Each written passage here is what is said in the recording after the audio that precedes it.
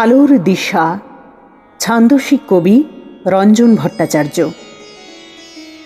ভোর হলো যেই ডাকলো পাখি, উঠল শিশু ওই, ঘুমের নেশা ভাঙল সবার, আমি ঘুমেই রই। দেখলাম না সূর্য ওঠা, শুধুই অন্ধকার, মনটা আমার কুতে ভরা, আলো যে দরকার। চোখ খুলে চাই, দেখতে না পাই, শুধু দেখে নিশা, মনটা আমার এতই কাল। চাই যে পথের দিশা,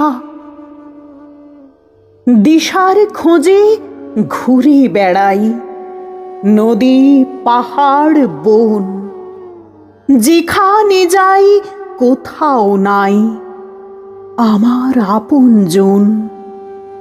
সবখানে যাই গুরুর খোঁজে, আসল গুরু কই? সারা জীবন না পেয়ে তাই ভব ঘুরেই রই।